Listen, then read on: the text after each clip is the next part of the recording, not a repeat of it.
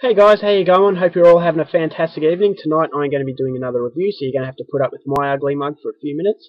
This film is not a horror film, so it's something a little bit different. Action/comedy from South Korea, Korean language, English subs, released in 1999, directed by Sang-Jin Kim, and this one is called Attack the Gas Station. And the story to this one is as follows.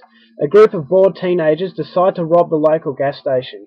Afterwards, still bored, they return to rob it yet again, and this time they take the gas station staff hostage. Soon a series of hilarious events follow as the bumbling robbers face hostile captives and customers. So we have in South Korea a gas station which is run by the biggest pack of half-witted pelicans that you could ever meet, and they're robbed by four teenagers. Now, these teenagers are very angry at life, they're very chaotic, and there's a lot of anarchy. They blame the South Korean society for their problems, and they're really, dodging the responsibility. So it shows that these guys are very dangerous, and they'll do anything to get what they want. So they start smashing up the place, and this is what really gives the feeling of anarchy throughout the entire film.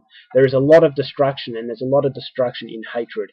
So it really does have an underlying kind of message, and it really does point to South Korean society, and it points out the flaws in this society. And although I'm not a South Korean, that's really the impression that I got. So anyway, these four teenagers, they leave after robbing the station, but the next night they're not satisfied with it. So what do? They decide to rob the gas station yet again.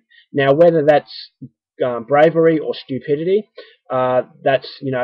remains to be seen. But the gas station owners are so stupid that they make the same mistakes again, and this is why these teenagers are picking them off, because they're so stupid. But this time the teenagers are not happy with what they've got, so they decide to kidnap the staff, lock them in this room, and pose as workers themselves. And this is where they're going to con the customers out of a lot of money. So as the customers, some of them start realizing what's going on, and by the time they realize the truth, these teenagers have kidnapped them as well. So the hostage tally is rising and rising, but to make matters even more complicated for these four teenagers, some of the hostages that they have links to gangs, and these gangs find out. So what happens from there, it all adds up to a very memorable and rewarding ending, so I'm not going to tell you what happens. Please go out there and see the film for yourself if you want to know how it unfolds. Now, my thought on this movie.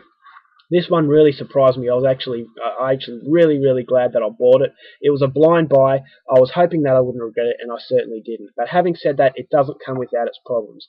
I'll go through the problems to start with, and then I'll go through the things that I liked.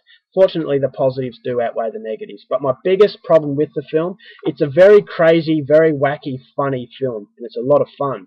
So it really didn't need the depth that it had, and I felt that the director kind of bit off more than he could chew, and he kind of tried to get a little bit too ambitious. Fortunately, the start and the ending compensate for the lack of the film moving forward towards the middle. I felt that he really did, he kind of lost the viewer throughout the middle part, and it kind of dragged a little bit. Now, the film didn't require in-depth, it didn't require sympathy, because sympathy on this occasion doesn't work. Yes, these teenagers have had harsh lives, but they're blaming other people for their problems, and when the flashbacks happen, you can kind of get sympathy for them, but what they've chosen to do kind of eliminates the sympathy, so it kind of eliminates all the effort that the director went to get sympathy in the first place. So it really didn't work for me, and I felt that if the film, it goes for 110 minutes, if it was cut down by about 10 to 20 minutes, or maybe 20 to 30 minutes, it would have been a lot better than it actually was. Now, as I said, character development, there were a few very unnecessary scenes. There were a few musical scenes that I really didn't like, and I felt didn't match the overall mood. So the middle is where the director really struggled, but that's a welcome change, because a lot of the time directors struggle with the endings, and he certainly didn't struggle in this regard here. If you're a fan of films like The Wanderers, which is one of the best gang films made in my opinion, you're going to get a lot out of this one. There is a lot of fist fighting. There's not really, there's no bloody kind of violence. There's no death. It's just good old-fashioned brawling. No weapons, just fists. So that's a really good aspect to it. And if you're a fan of classics like The Wanderers, then I don't know if this is a direct homage to them when they are fighting, but it really did give me, that sort of feeling. So the action was really good.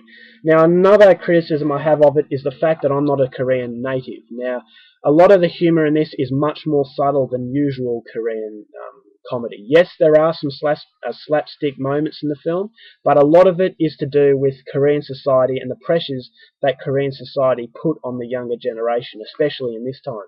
So a lot of it, they were making fun of Korean society, but I didn't get it, unfortunately. So a lot of it was lost in translation, but having said that, although it's an action/comedy, it doesn't rely on comedy to get you through. As I said, a lot of action. The action is done very, very well. The acting is very good. They're exaggerated characters, but they're not exaggerated to the point that it's unrealistic. So, yeah, you can get through this on action alone. Now, as I said, ending very, very rewarding. I'm sure a lot of people are going to love it. Makes you kind of think. And I felt that, the depth should have been where it was in the end. I really didn't think that it needed the depth in the middle because it just, it kind of just disjointed the whole experience for me. But, fortunately it didn't ruin the experience. So this is a very little known South Korean film. I'm definitely going to recommend this because I got a lot out of it. So I'm definitely not regretting the fact that I bought it. So I'm going to give this 3 stars out of 5.